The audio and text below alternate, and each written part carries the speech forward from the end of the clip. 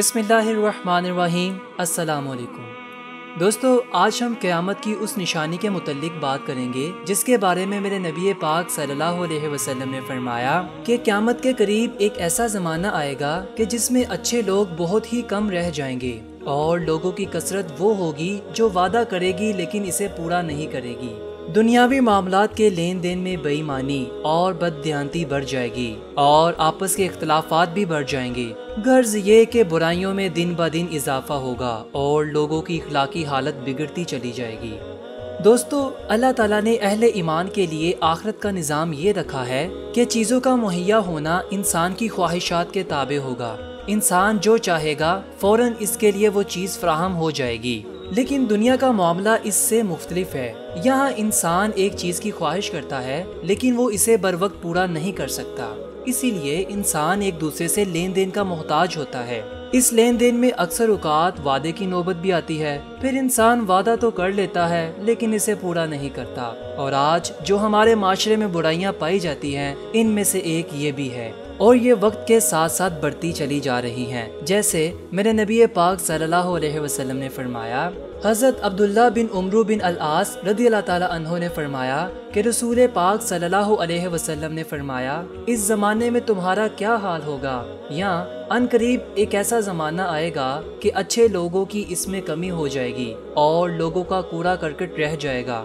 جو وعدہ خلافی کریں گے اور بے ایمان ہوں گے اور اختلاف کریں گے، بلکہ ان انگلیوں کی طرح دستوں گریباں رہیں گے۔ لوگ عرض گزار ہوئے کہ یا رسول اللہ صلی اللہ علیہ وسلم، اس وقت ہم کیا کریں؟ فرمایا کہ جنہیں تم اچھا جانتے ہو انہیں اختیار کرنا اور جنہیں ناپسند کرتے ہو انہیں چھوڑ دینا، خاص لوگوں کے معاملے کو قبول کرنا اور عام لوگوں کے معاملے کو چھوڑ دینا۔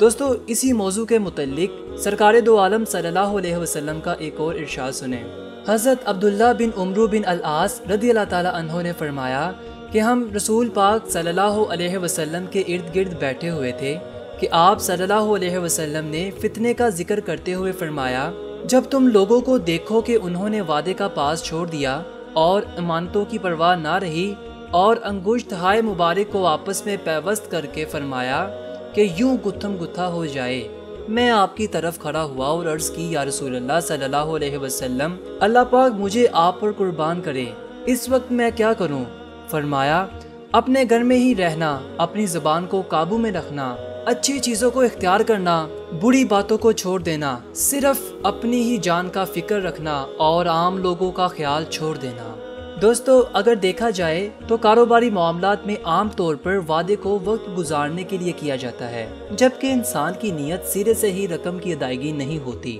اور ہر مقررہ تاریخ کو دوبارہ ایک نیا وعدہ کر لیا جاتا ہے۔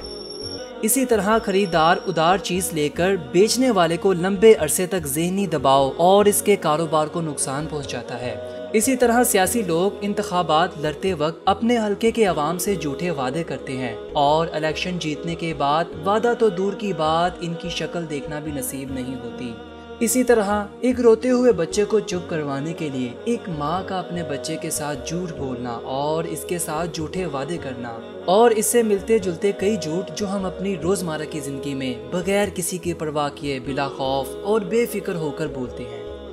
اللہ پاک آپ کو اور مجھے اپنے کیے ہوئے تمام وعدوں کے اوپر عمل کرنے کی توفیق عطا فرمائے۔ بندے کو اجازت دیجیے، اللہ نگہبان، با امید دیدار۔